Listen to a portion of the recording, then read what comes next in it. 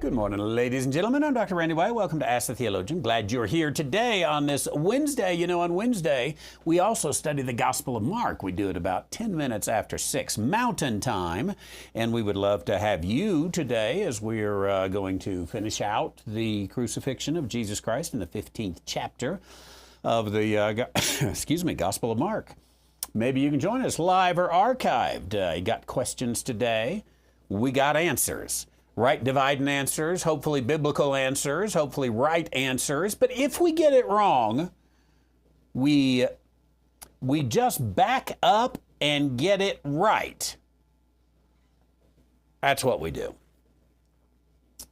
Every now and then we get it wrong. We try not to.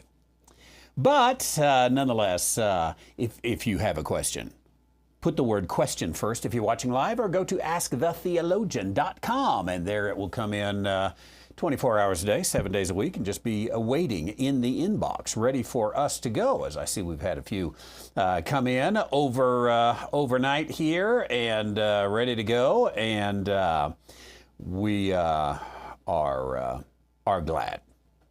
Now, whether it's a beautiful rainy day in Piedmont, South Carolina, or a cold, sunny day in Taos, New Mexico, we're glad you are here. This is the point at which I wait for my screen not to freeze. There we go. Okay, we're going to start. Let me find the beginning of our questions. Here we go. We're going to start with Jennifer up in Washington. Good to see you, Jennifer. Hope you're doing well. And tell Tanya hi there in Yakult. She says, my pastor is struggling to understand Hebrews 9:3. We're going to read it and try to understand it, and then I'm going to read the rest of the question. And, you know, sometimes that's valuable. Other times I answer the wrong question first, and then I had to go back and do it. But let's check out Hebrews chapter 9, verse 3. After the second veil, the tabernacle, which is called the holiest of all. Now, perhaps there is a bit to it here, but what you've got is in the tabernacle, there were actually two veils. There was the one that the Levitical priest could go into. It was the main door, if you will, and it went into the largest room of the tabernacle. And that room included the table of showbread. In the temple later on, it had 12 tables of showbread. But in the tabernacle, it was one table of showbread and the menorah, and if I'm not mistaken, the altar of incense. I think that was the three things that were in there. Showbread on one side, menorah on the other, and the altar of incense just before you enter into the second veil, which is the Holy of Holies. So here, after the second veil, the tabernacle, which is called the holiest of all.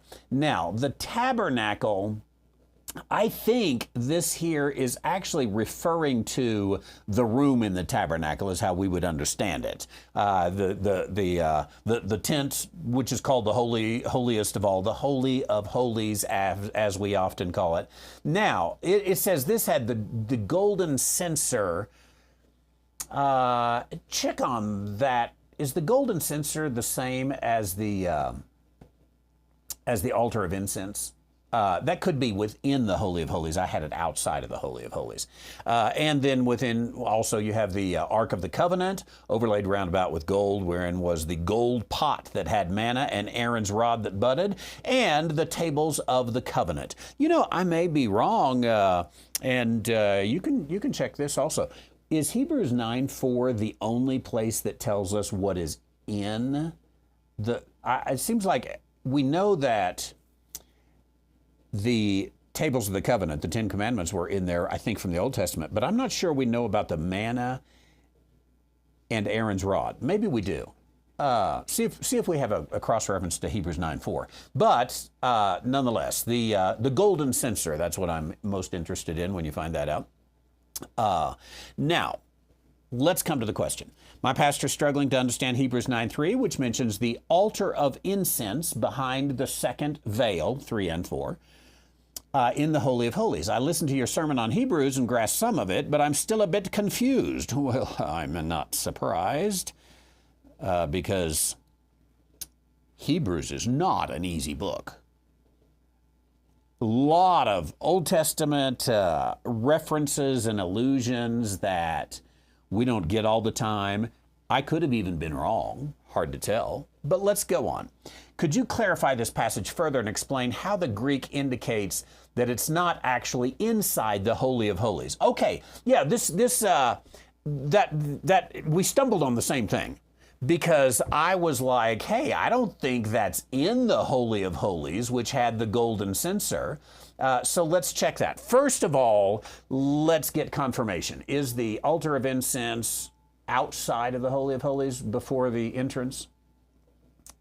Or do we know yet? We're working on it. Yeah, let's go with it. Exodus 30, is there a particular verse? Okay, let's look in Exodus 30, see if we can figure out where this is. Thou shalt make an altar to burn incense upon. Now, we're assuming that the golden censer is the same thing. Okay, Luke is telling us they are something else. And Exodus 30 is about the altar. Tell us about the golden censer, where we can find that. Okay, let's bring up a third one here. Leviticus, Leviticus, did you say 16? What verse? 12 through 13. Okay, there we go. We're going to put three things together. So, into the Holy of Holies, which had the golden censer. We're going to decide where that is in a moment. Thou shalt make an altar in Exodus 30 to burn incense upon, of shittim wood shalt thou make it. Give some sizes overlaid with gold. It's got the horns of the altar, 2 golden rings under the crown of it, and this is where you carry it. And how it shall be carried, thou shalt put it before the veil that is by the ark. Okay, now this is the altar of incense, which is before the veil. That's what I was mentioning earlier. But the golden censer, let's jump to Leviticus 16. He shall take a censer full of burning coals of fire from off the altar before the Lord, and his hands full of sweet incense beaten small, and bring it within the veil. Now still it looks like that censer is outside of the veil, because he's taking it within the veil. He shall put incense upon the fire before the Lord, that the cloud of incense may cover the mercy seat that is upon the testimony, that he die not, and he shall take the blood of the bullock and sprinkle it. And this is speaking about the Day of Atonement, if I'm not mistaken. Now, I am not yet convinced. Let's keep digging. I'm not yet convinced that there is a golden censer in the Holy of Holies. Looks like he takes it in, but let's go back to this Leviticus passage. He shall take a censer full of burning coals of fire from off the altar. Now, this is actually talking about the altar that is not even in the tabernacle. It's in the courtyard. And then the first one, which has the altar of incense, that's the blue right there. Thou shalt put it before the veil that is by the ark. So they've already gone through one veil. The altar of sacrifice, inside to the altar that is before the veil, which is the altar of incense, and then another room into the Holy of Holies. The Holy of Holies we have here in green. he shall take a censer from outside of the tabernacle in the courtyard and get some burning coals of fire from off the altar before the Lord, and his hands full of sweet incense beaten small. Okay, he's taking fire, coals in the censer. I think the censer, check that Hebrew word if you don't mind, but I'm assuming, just throw something at me if I'm wrong here. I think a censer is a shovel. So he takes a shovel full, I'm sure it's a nice shovel, takes a shovel full, gets some coals. In his other hand, he's got incense that is not burning. He takes this, so his hands are full of sweet incense but beaten small. He brings both of those within the veil. He shall put the incense upon the fire before the Lord. Now, that's not the altar of incense, according to Exodus 30, but there is a burning fire there. Now, is that just an incense burner? Is that a small lamp? It's something that is going to allow that incense to burn, that the cloud from the smoke of the incense may cover the mercy seat. So he takes it, he puts in some sort of little lantern or something, one of those things like the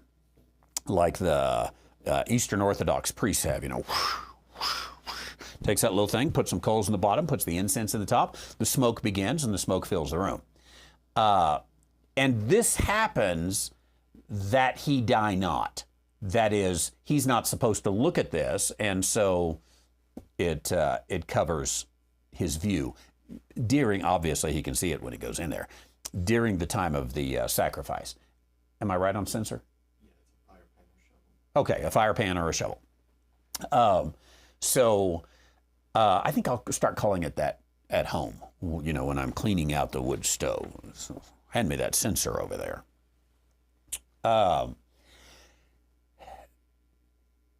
Now we have to deal with Hebrews.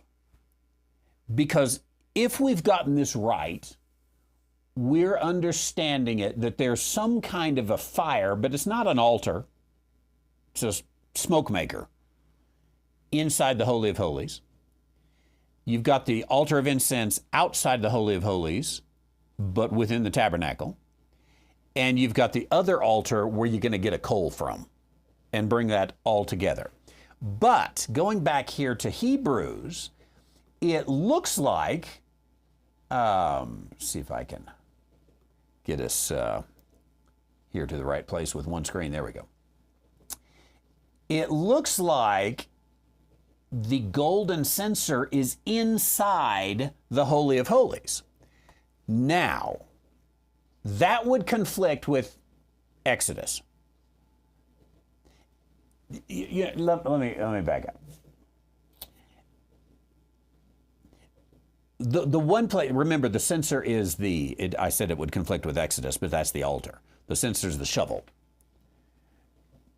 Two things, possibly.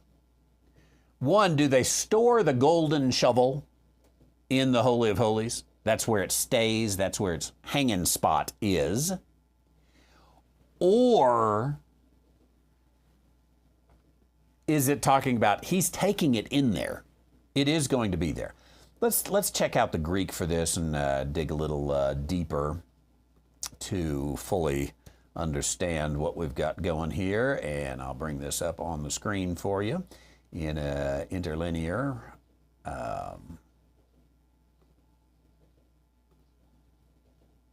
There we go. Okay, you've got the second veil, a tabernacle, and having. So, having a censer, and the Ark of the Covenant. Let's go. Tabernacle was prepared. In the first section, you've got the lampstand, the table, the presentation of loaves. And second tabernacle was prepared, having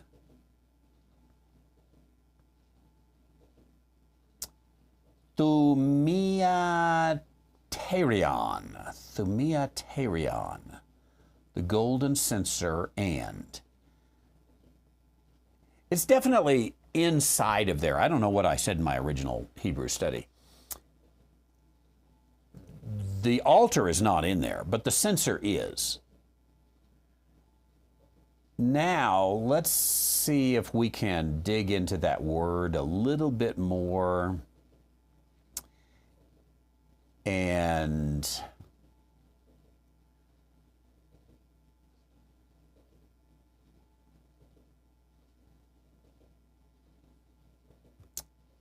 see how this is used in other places in the New Testament, if indeed it is. Yeah, it's the only time it's used.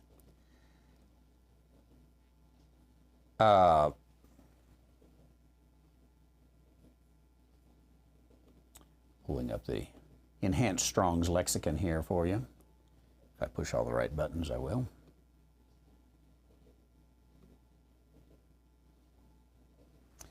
Okay, here's the word thumiasterion. We're going to go to the root. By the way, I had something remind me yesterday. When you're dealing with Greek, always go to the root. Because there's different forms of the root, but it's the same word. So you may have to put it in verb form or noun form or adjective form in your mind, but go to the root. So here we further have, it's another derivative, so we're still not there all the way, but thumiao is to burn incense. Let's back up a little bit. Thuo is, I thought it had something to do with death. Yeah, kill, sacrifice, do sacrifice, to slay. Somehow, we don't want to make an etymological fallacy here, somehow the root of killing it became smoking it, which became in a noun form, because to kill obviously is a verb. In a noun form, it's this, as it says here, utensil for fumigating or burning incense. Now, also an altar of incense, but I am, as I've told you before, I'm very suspicious. Once the numbers start in Strong's Lexicon, that's the least part that you want to go to. But all we have is, okay, it tells us it's a censer one time. In some way, I can understand how he struggles with that. Obviously, we do too. I think that, that Jim in Rainy, South Carolina gives us a good cross-reference here. In the English, obviously, Revelation chapter 8, verse 3. I say the English, obviously, because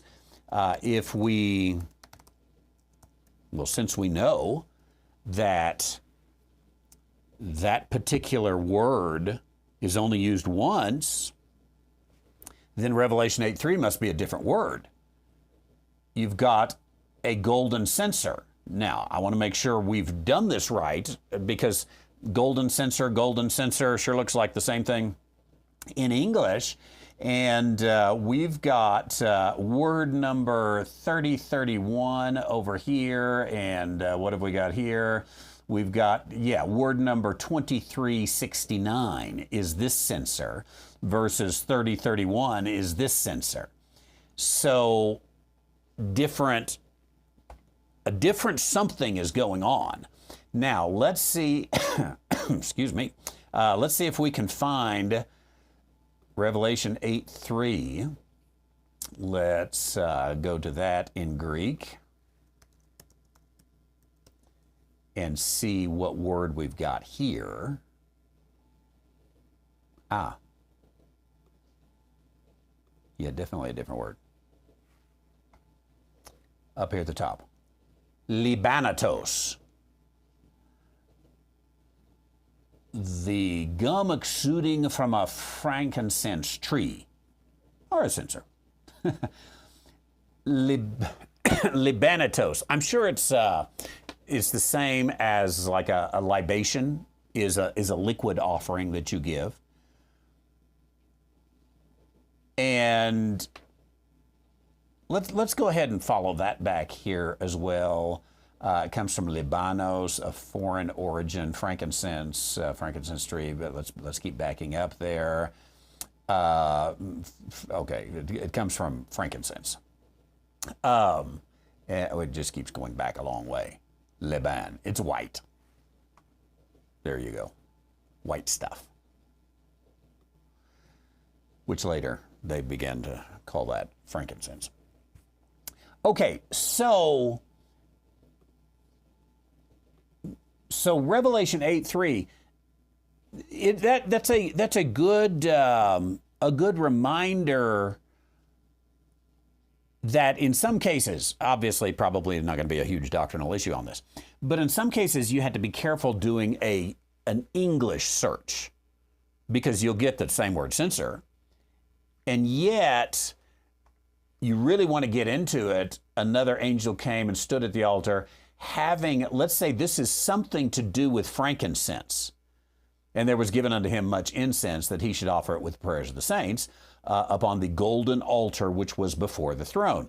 Certainly seems to be some connection, but over here, yeah, I think, and again, I don't know what I said in my original Hebrew study, but the second veil is the Holy of Holies, and in the second veil is the golden censer.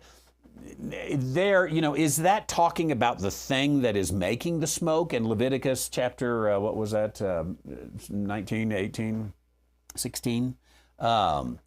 Where he goes in with the coals, and in the other hand, he's got the incense, and he puts it into the fire. So is this this golden censer here? Is this that fire? It certainly is a word that has something to do with smoke. So it could be that actual utensil where they're burning the incense on the Day of Atonement when the priest goes in there. So the question, could you clarify this passage further and explain how the Greek indicates that it's not actually inside of the Holy of Holies? I think if I did that back then, I have to back that up, as we said at the beginning of the broadcast, and say, I don't see it now. Now, do I, for some reason, have some kind of, I've forgotten what I said back then, and there is some, maybe, but I'm not seeing it now. I think that it's inside, and it's not the altar of incense. That's where you could especially get tripped. The altar of incense is outside. There's some kind of fire burning thing inside.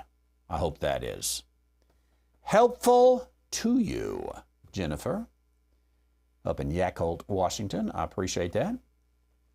From Steve down in Katy, Texas. If you want a moment of psychobabble, read, he says, what the Pope said at this link. Well, I pulled up the link. Pope Francis takes apart J.D. Vance's false Christian logic in an impassioned letter. Now, I don't know, let's see, Tulsi Gabbard was confirmed there. I don't know if this, it says it's a story by John O'Sullivan. I don't know if this is supposed to be a news story or an opinion piece. We teach our students at the John Nelson Darby Academy how to spot opinion versus facts. Right here at the beginning, notice false Christian logic. Okay. According to whom? And Christian in quotes. We've got false Christian logic. It announces from the beginning. John O'Sullivan says, I don't like J.D. Vance. And I suspect it also announces, I don't like the Pope. I don't like Christianity, but we're going to be strange bedfellows for just a moment because I, the Italian with Catholic parents, hate Catholicism, but nonetheless, the Pope said something I like, and so God bless his merry soul. Now, I'm reading a lot into that, but I wouldn't be surprised if that's what that says. There's the august Pope there. Is he winking at somebody, or I don't know. Let's look at a little bit here. Pope Francis has attacked the Vice President J.D. Vance for using the Catholic concept of ordo amoris for the United States isolationism and their hardening stance on immigration. Now, I am very anti-Catholic. But let me say, everything you can find the positives. So here's the positives about Catholics. They've got a doctrine on everything. And they are well thought out doctrines. The virtually always the problem is that they don't rightly divide at all. And so it becomes a very logical doctrine. And I suspect the concept of ordo amoris. Give me 5 words on what the concept of ordo amoris is. But I suspect it's a very logical. But remember, you do not ever accept an argument based upon its logic, and you definitely don't accept a doctrine on its logic, because you can have excellent logic. I mean, nothing can get through it, built on a bad assumption. I suspect the concept of ordo amoris for the United States isolationism and their hardening stance on immigration. Even this, I'd say to old John Sullivan, the guy who wrote this, United States isolationism?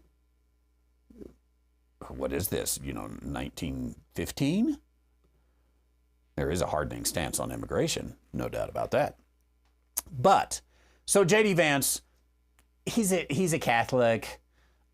He's more of a politician than anything, as all of those guys up there.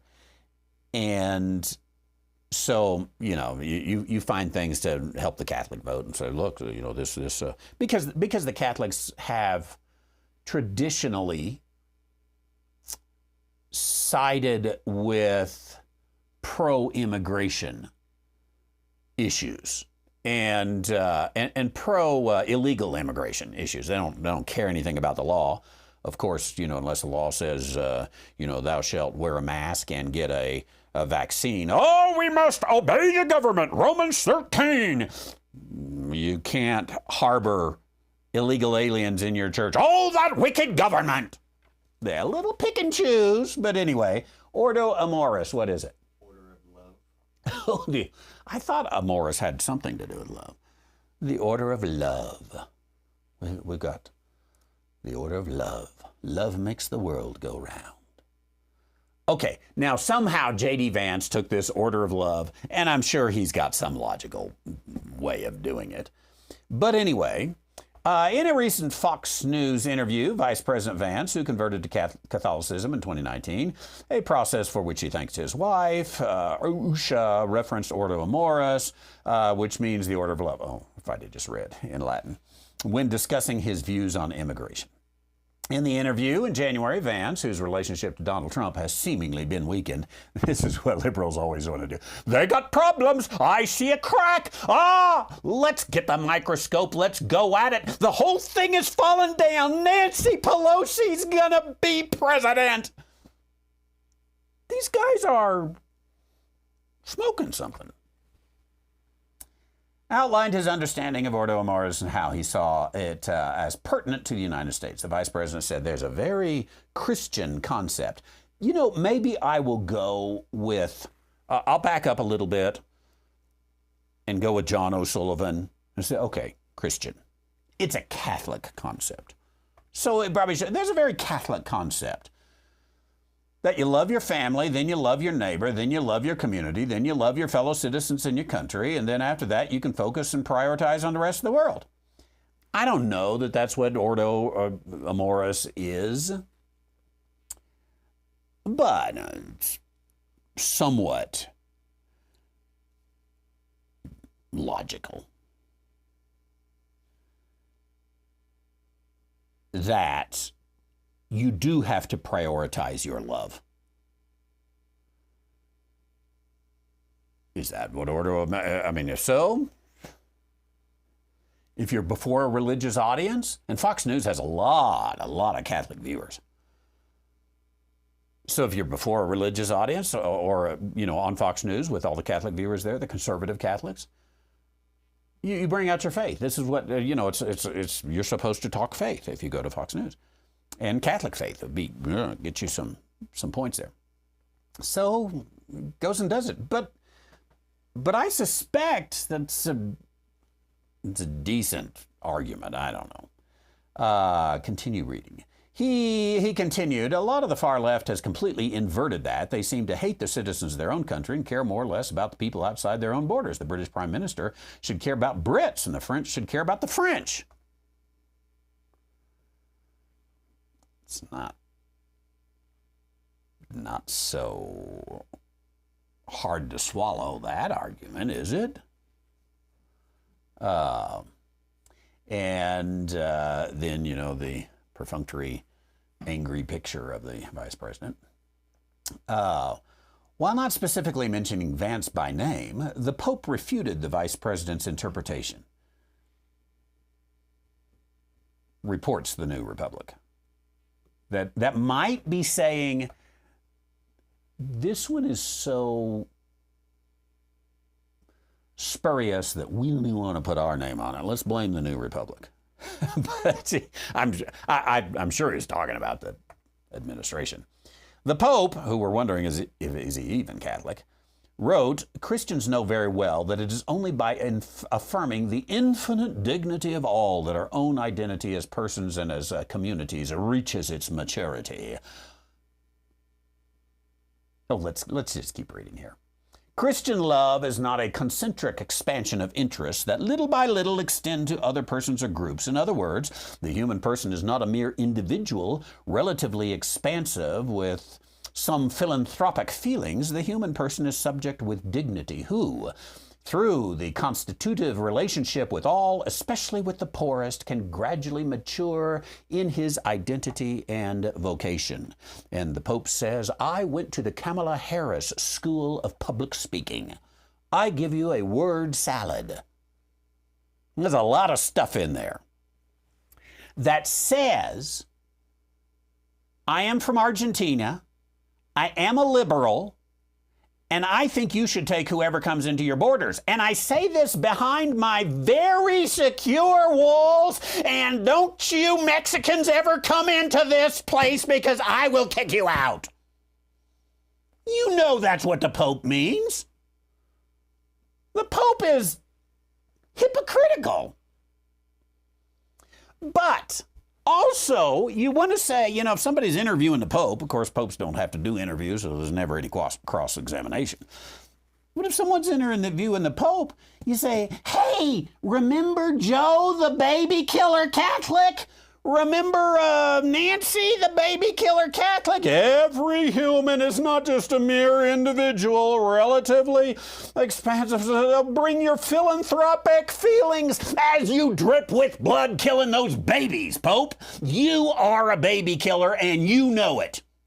You will not speak out against the politicians that kiss your ring in order to say, Nancy, it's evil, it's wicked, we're not going to give you 1 ounce of the body and blood of Jesus Christ.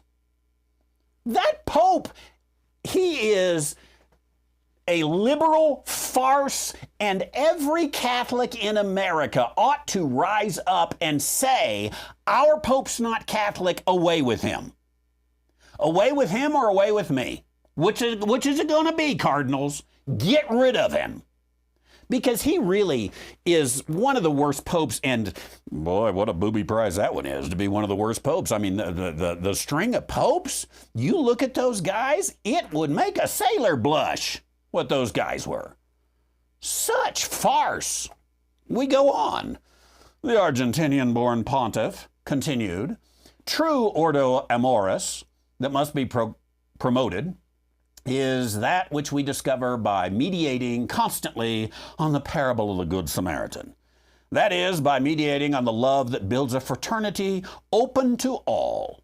And I hereby open my vast expanse of a palace here that I live in this palatial abode, to allow the El Salvadorans to come in and share a bed with me. Maybe we shouldn't say that in a Catholic context.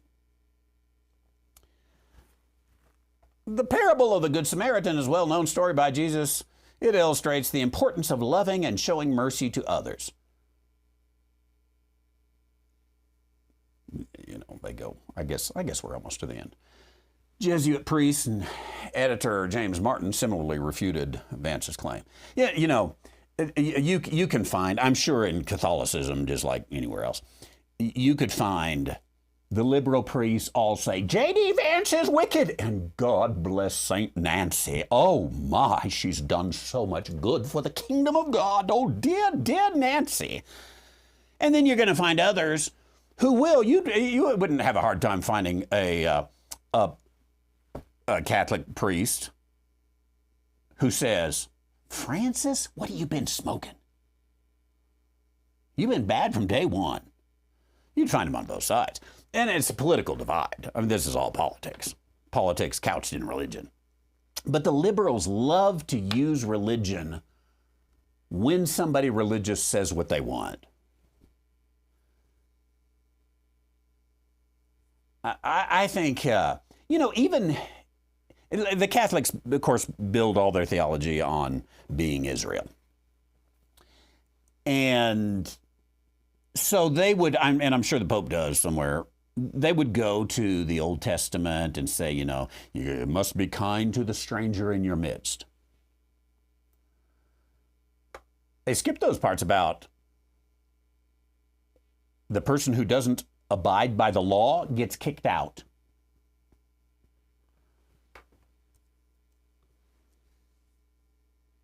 Let's see here.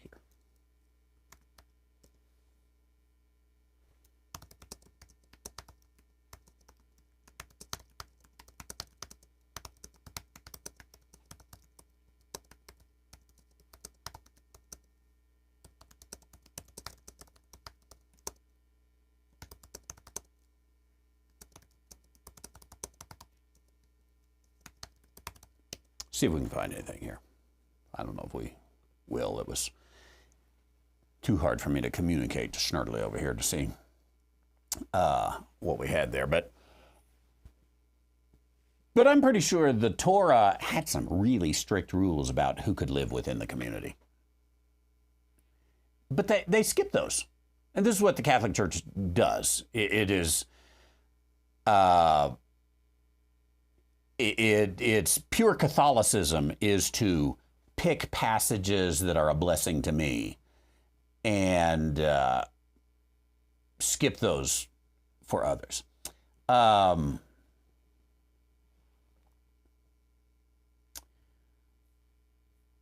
Here we go. Let's go to Exodus 12:15 first of all.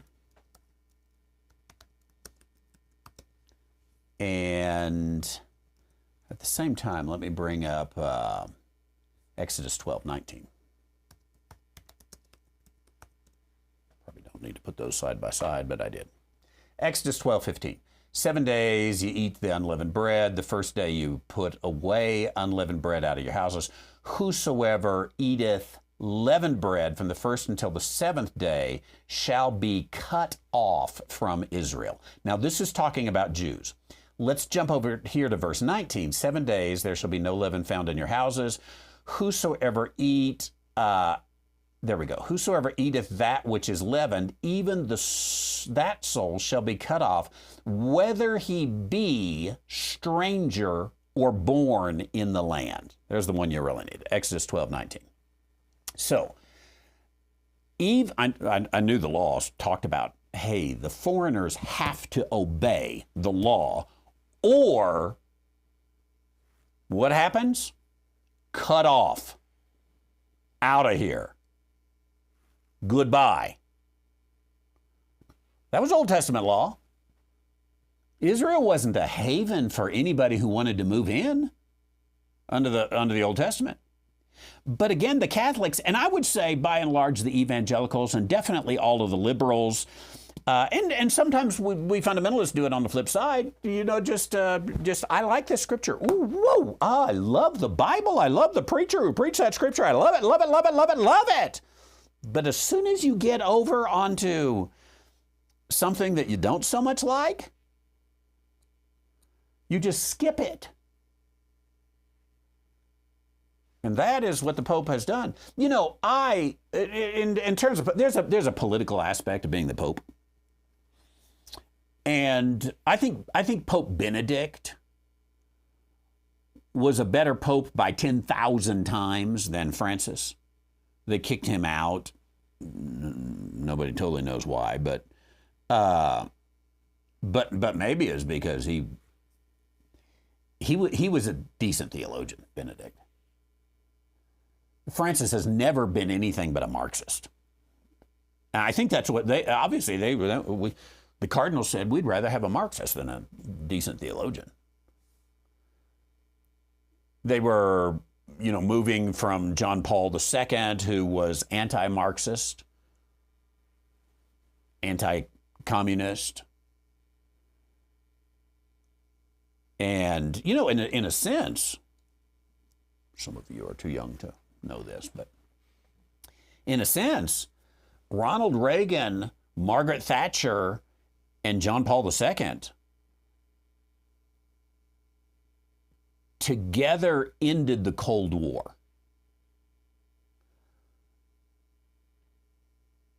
I bet Francis only says something nice about John Paul II when he has to. And I bet behind his, I see, thanks from Kansas there, behind his Pope, Red Pope Francis, living behind a 39-foot wall. I bet behind his 39-foot walls he speaks bad about both Benedict and John Paul. Thank you. Okay, got to move on there.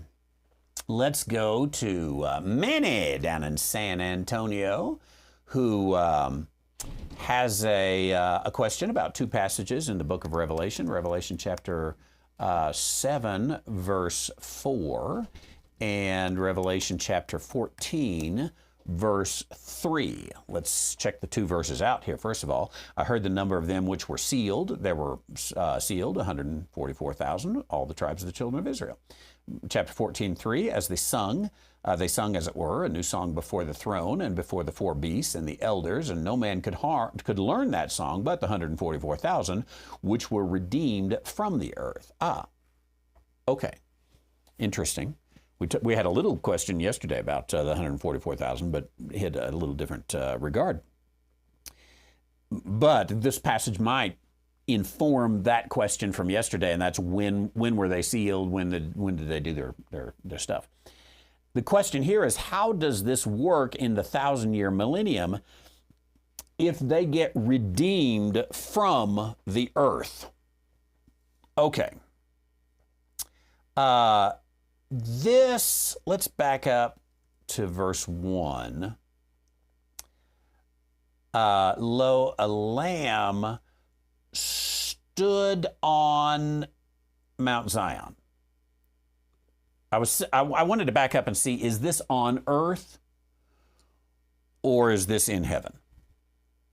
A lamb stood on Mount Zion, and with him, okay, to be with him, you have to be with him. So they have to be in Mount Zion or on Mount Zion. 144,000 having the Father's name written on their foreheads. I heard a voice from heaven. The voice is in heaven, as the voice of many waters, the voice of a great thunder. I heard the voice of harpers harping with their harps. This is the way it works. Harpers harp with their harps. And they sung, as it were, a new song before the throne and before the four beasts and the elders, and no man could learn that song but the 144,000, which were redeemed, get this here, which were redeemed from the earth. These are they which were not defiled. Okay, and it goes on to describe. Okay, this here might help us too. These were redeemed from among men, being the first fruits unto God and to the Lamb. They're without fault before the throne of God. A few things to put together here. You're right, Manny. It's not completely an easy one, because again, up here, he's on Mount Zion and they're with him. Now, Revelation 14 is long before the second coming. So as John looks and sees the Lamb on Mount Zion, it looks like he is moving forward in time. Because at Revelation 14, it hasn't happened. You haven't had the Battle of Armageddon, any of this. So here you've got the Lamb stood. I looked, let me read this into here and see if it works. I looked into the future, and in the future I saw the Lamb standing on Mount Zion, and with him 144,000. And then right now still in the present. This is on earth, verse 1 in the present, in the future, I'll get this right. In the future, I see this happening on earth. And in the future, in heaven, I'm going to back up now. I see how did this happen? Yeah, okay, I'm struggling with my timing here. I see in the future the Lamb of God on Mount Zion. But right now, I hear a voice. This is out here. Look what I see there. Listen to what I hear now. I heard a voice from heaven.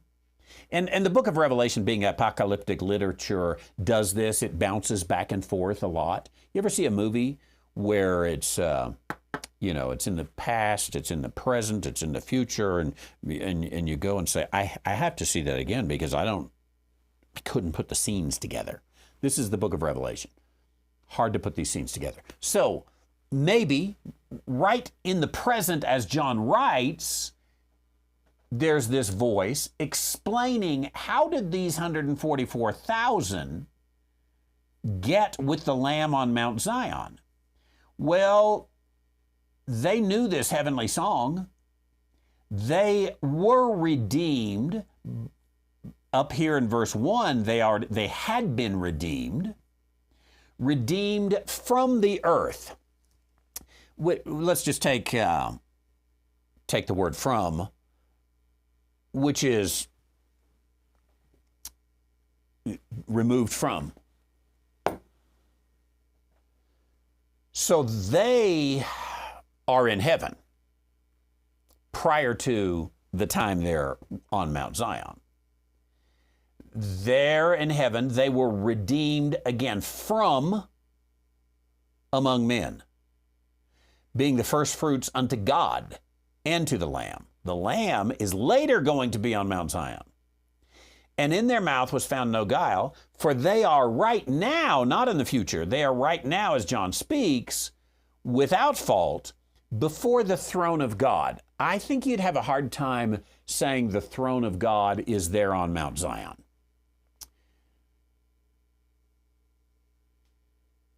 So I think verse 1 is future, verses 2 through 5 back up and say, now you're probably asking, how do these end up? So how does this work in the 1,000-year millennium? I think verse 1 talks about the 1,000-year millennium and on. Verses 2 through 5 are before the 1,000-year millennium. It's not in order. You know, we'd kind of like to say, but maybe this would make the book of Revelation way too boring. We'd kind of like to say, well, there were these 144,000. It was the 14th day of August in the year whatever, and they ended up being redeemed from among men, removed from the earth. I'd like to know more about that. Removed from the earth. They're singing a new song before God in heaven. And then when God says, now it's time to come back, boom, they come back with him and they stand on Mount Zion and they're with him for the entire millennium. You know, that could add some insight also into the saints that come back with him. You know, tens of thousands of saints, 144,000 would supply that. Maybe that's who's with him on the return. I hope that helps. It's a little bit, those book of Revelation scenes can get very complicated in getting them chronologically. Someday, and I imagine there's been attempts, and it would always be a little bit of interpretation. Somebody ought to try to make a timeline of the book of Revelation completely. I'm sure they're out there. Would we agree with them? I don't know. Bullinger, in his commentary on Revelation, which I think is the best commentary on Revelation that's ever been written, probably. It's the best one I've ever seen anyway. He does a good job at putting here's on earth, here's on heaven. I think it would be easy to make a timeline of everything on earth and a separate timeline of everything in heaven. If you separated those passages, maybe then you could put them together and figure out where they overlap and where you have to separate one out from the other and see what could be done there. I appreciate it. Let's go to Brock. I'm going to take 2 Brock questions in a row because I see one's a Bible question and one's a parenting question. I like both of them. So let's go to the Bible question first. Brock in Kent, Michigan has a question about Genesis chapter 37, verse 28. Wants to know who is selling Joseph. Came to pass at that time that Judah went down from his brethren and turned in to a certain Adulamite, whose name was Hira, Adulamite. It sounds kind of like Samsonite, right? And Judah saw that there was a daughter of a certain Canaanite, whose name was Shua, took her, went into her, she conceived and bare. Is this the selling of Joseph? Oh, I'm in the wrong chapter. Makes a difference, doesn't it? 37:28. There we go. Forget the Adulamites and what's going on with Judah there. It's not for prime time. But here we have the selling of Joseph. There passed by Midianites, merchantmen, and they lifted Joseph up out of the pit, and sold Joseph to the Ishmaelites for 20 pieces of silver, and they brought Joseph to Egypt. Now, if I'm reading this correctly, the Midianites sold Joseph to the Ishmaelites, and the Ishmaelites brought Joseph to Egypt. Reuben had tried to, let's back up a few verses here.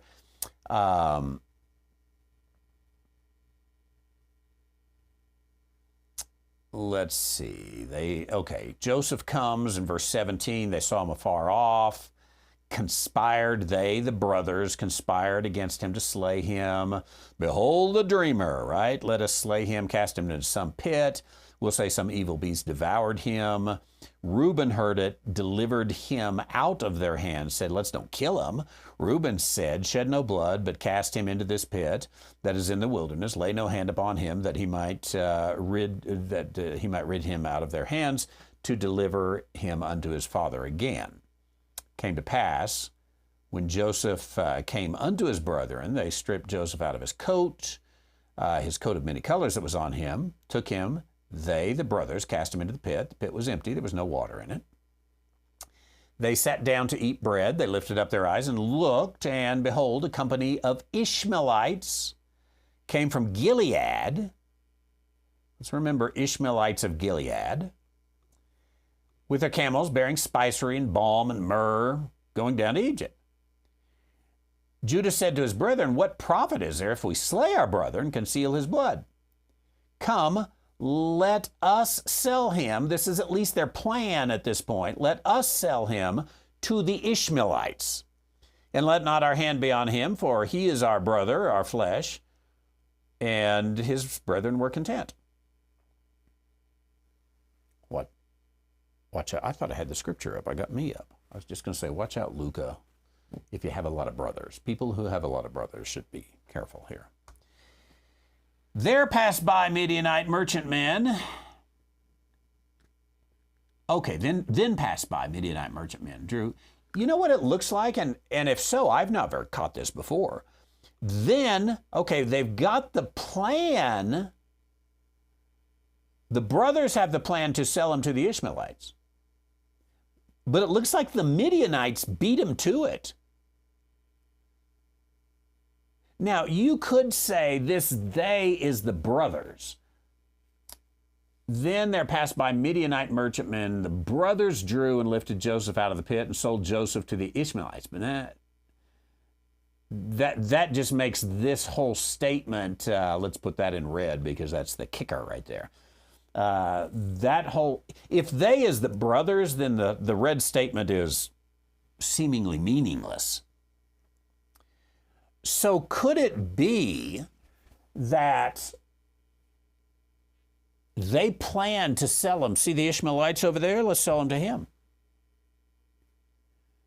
But they're not actually at the pit, because we see that in verse 29. Reuben returned to the pit. Behold, Joseph was not in the pit. Reuben kind of secretly returns. So it looks like the Midianites beat him to it, which means they didn't get the money out of it. The Midianites did.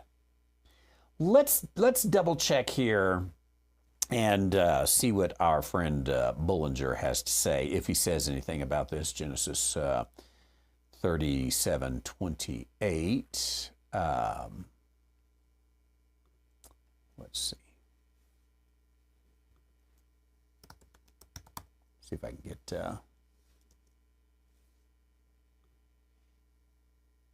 this up for us.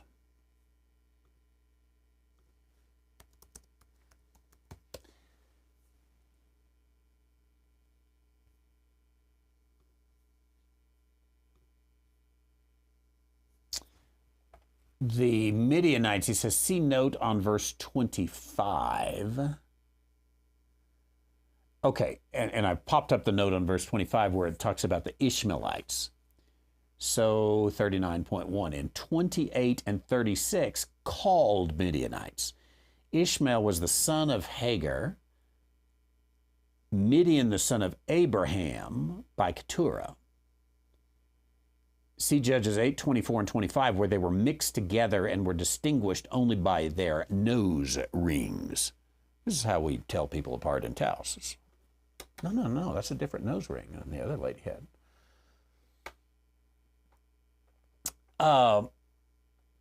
So Bullinger's arguing that the Midianites and the Ishmaelites were the same. Seems a little odd. So the brothers want to sell him, and then they're passed by Midianites. The brothers drew up Joseph out of the pit and sold Joseph to the Ishmaelites, which are really the Midianites.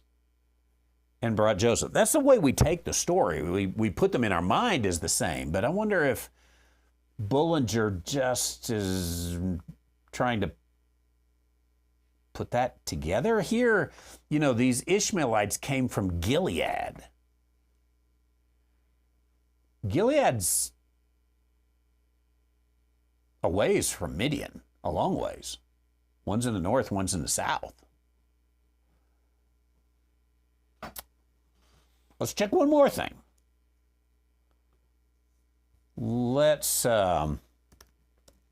see if our friend Rashi has anything to say about that. And so we want to go to Genesis, again, chapter 37. Show Rashi's commentary. Go down to verse 38, see if he's got anything to say. Well, they've got a little different verse numbering here.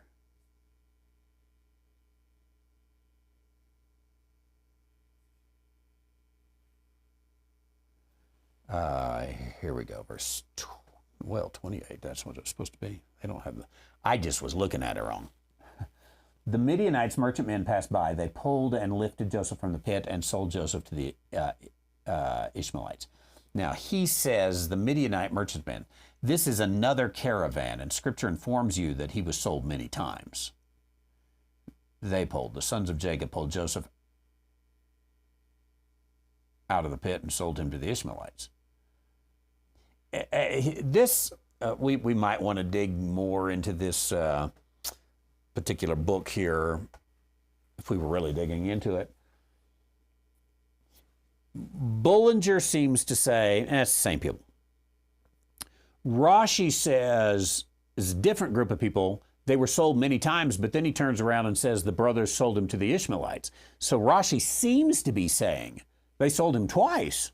Crooked old brothers. What, do they work for USAID?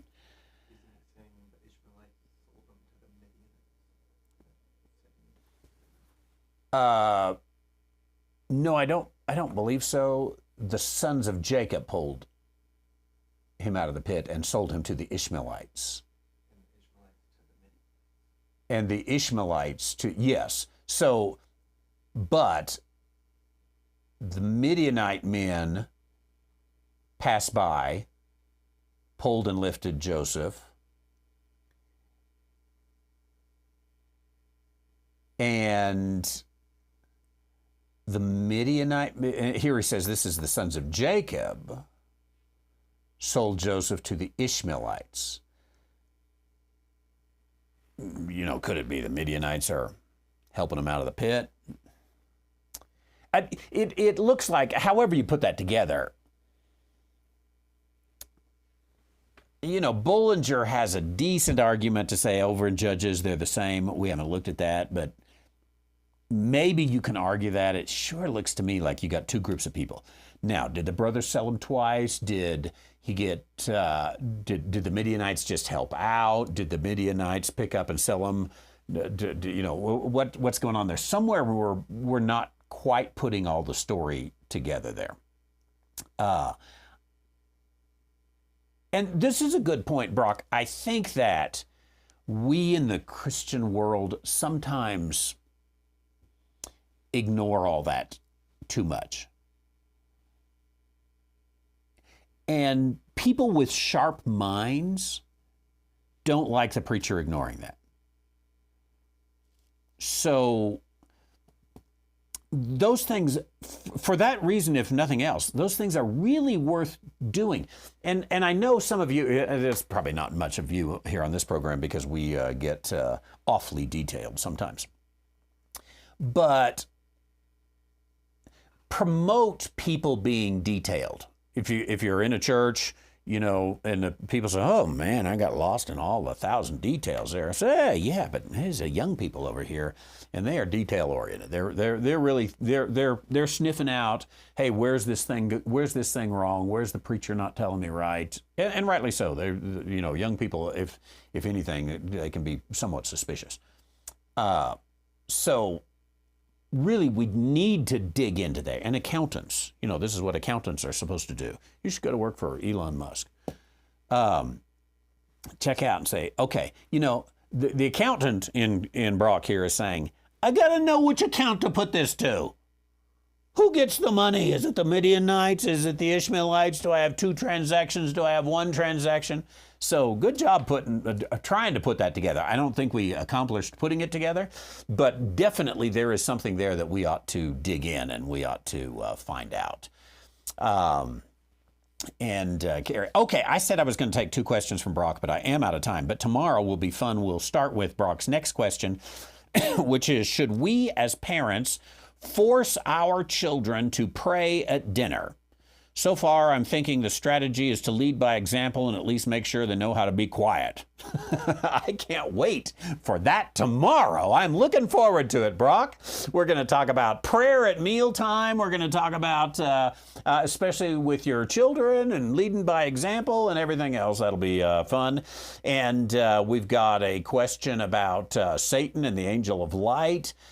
We've got a question about the fullness of the Gentiles. We've got a Southern California question about the significance of the yea and the nay. We've got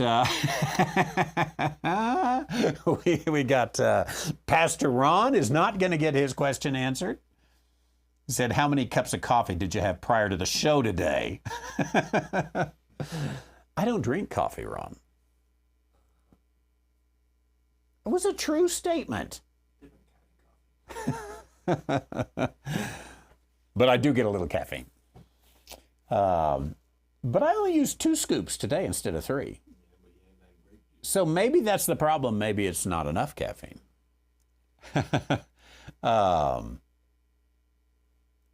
And tomorrow we'll get back on the Colonel House report. Sorry about that, Gerard. I meant to bring that up today and got into it there. Okay, God bless you, everyone. Thanks very much. I appreciate it. Good to see you all. And, thank you. Tim says, thanks for the session. Always informative and enjoyable. Good work, Luca. We even went by your name today. What's that? Because I lost the paper. That's why. I cleaned my desk a little bit. I can't find my paper. It's here somewhere in my filing over there in the corner. Thanks, everybody. Good to see you. And again, got the Gospel of Mark tonight that we'll look forward to. And if you'd like to submit a question, asktheologian.com. Thank you. God bless. We will see you all soon.